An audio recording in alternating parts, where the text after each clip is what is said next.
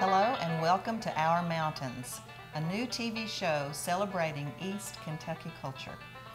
I'm Rhonda Brashear, and I want to introduce you to my son Joel Brashear. Hello. And to Dean Osborne. Folks. Now Joel, tell us about what Our Mountains is going to be doing.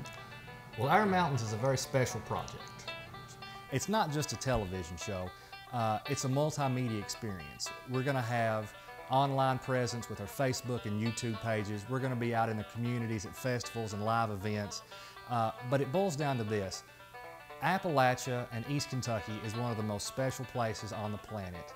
And there's more unique stories happening here than we'll ever be able to tell. And it's our life goal to share as many of these positive, uplifting stories with you folks at home as we can. And when it comes to Our Mountains, that's what we're going to do. Dean, tell us about the cultural aspect of this show.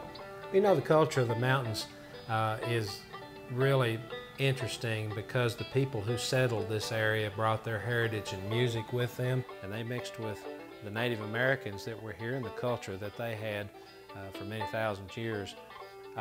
When we look at that, it makes Appalachia and Eastern Kentucky one of the most unique places in all the world. We're going to take a good look at the musical heritage of the mountains on our show. And I hear you play and sing a little bit? I try my best. Okay. Now, Mom, what is it you're excited to do here on Our Mountains? I'm excited about food and cooking. I love to cook. I love to experiment with different spices, and I love Appalachian cooking. So the first thing we're going to do on the show in my cooking segment is shucky beans. And I think everybody will like that a lot.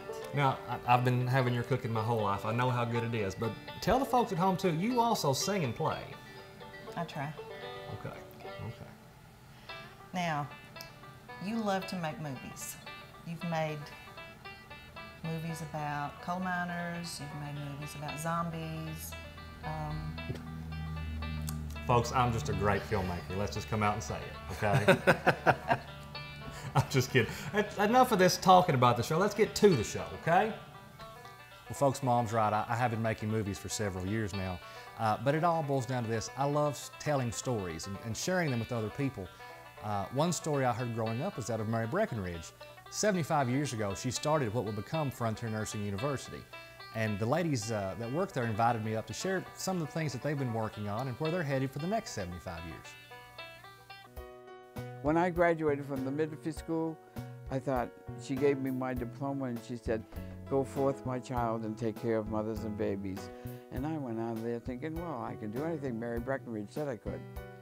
It has been almost 100 years since Mary Breckinridge traversed the wilderness into the frontier that was Leslie County, Kentucky, and her legacy and legend still live large at Frontier Nursing University.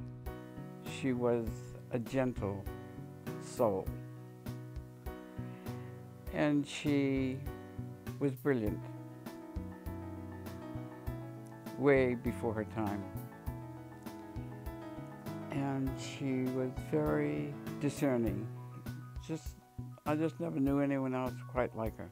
And 75 years after the formation of the school that would become Frontier Nursing University, countless mothers and their babies have been helped through midwives trained here in the mountains of East Kentucky. Our school started in November of 1939. We have about 3,000 graduates right now.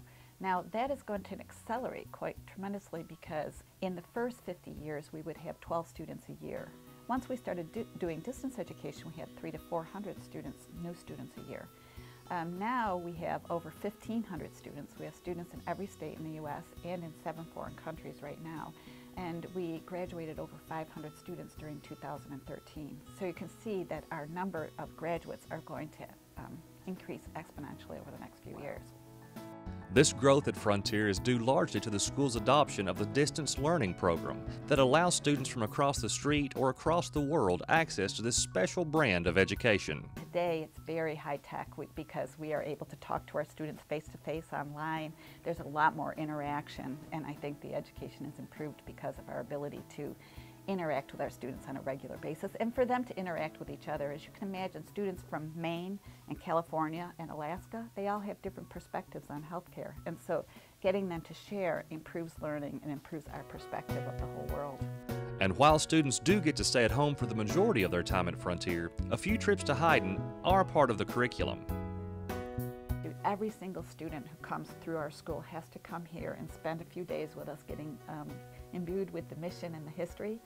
And also that when they do go home, we believe that we're a community of learners. And so we kind of preach that and say that when you come to Frontier, you are joining a community. And so we expect you to interact with our students, the other students, be interacting with the faculty on a regular basis so that we can learn from each other. And so it is not learning on your own at all. Having a family and having 2 little kids, Frontier really appealed to me because of the fact that it's online and it's something that I can do on my own time. I can also work a little bit if I needed to in order to keep up my other nursing skill sets. And I just felt like it was an overall a good way to mix it into my life. I have a very hectic life right now, but it wasn't, being a nurse practitioner was not something I wanted to put on hold, and Frontier made it possible for me to do all of it at once. Have a family, have a job, and go to school. Also, Frontier recently revamped their curriculum to allow students even more opportunities for growth in their fields of learning. So we educate family nurse practitioners, women's health nurse practitioners, and certified nurse midwives. And we've recently undergone a curriculum revision. We previously offered a Master of Science in Nursing, and then our graduates and other graduates could come back later for what we call the Postmaster's DNP, or Doctor of Nursing Practice. And so now we've revised our curriculum so that we can admit a student and she or he can go through a brand new redesigned MSN program and continue quite seamlessly into a Doctor of Nursing Practice, or DNP program. And as for these students, they all seem to have one goal in mind: helping those in need. I'd like to work alongside high-risk obstetrics as a midwife, and I just have a passion for healthcare of women in general, but specifically women who are desiring to have a natural, healthy experience, and yet along their course something altered their plan, whether it be maternal disease or something going on with the fetus that causes them to veer from a path they would have chosen. I'm led to comfort them and to help them along with that, and I find that is a good niche for me between midwifery and high-risk obstetrics. And after being here and listening to the stories and the huge history of it, I guess there's part of me that has this idea or fantasy that I'm going to somehow change the face of healthcare in rural Kentucky, and follow in the footsteps, but we'll see what happens. And then the more I got into the care and more I got into taking care of women and their babies, I really felt a passion for it. And my favorite thing is when I have young moms come in that are, 15 to whatever, and they need guidance, they need love, they need support, they need to know that they can do it, they can finish school, and I just feel like, I don't know, that's just really close to my heart, and that's what made me want to do it. And even after all these years and advancements in technology, the techniques and teachings of Mary Breckinridge are still what make Frontier Nursing University so special today. The simpler it is, the better it is, the better the outcomes are. This is why midwives don't really do anything magical. They just support the design that was there and don't interfere with it unless it's necessary.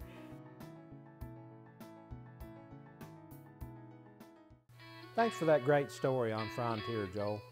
If you'd like to know more about where Mary Breckinridge started her life's work, we invite you to come be with us in Hyden, Kentucky for one of the oldest festivals in our state, the Mary Breckinridge Festival. It's the first weekend in October. We'd love to have you as our guest. After this break, we're going to go to Rhonda's Country Kitchen and learn how to cook some shucky beans. Come on back.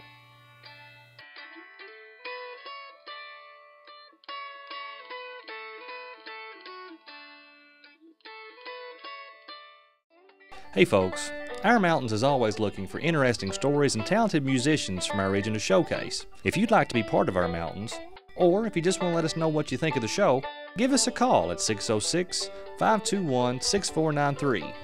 You can always shoot us an email at ourmountainseky@gmail.com. Let us know what you think. We'd love to hear from you. And as always, thanks for watching Our Mountains.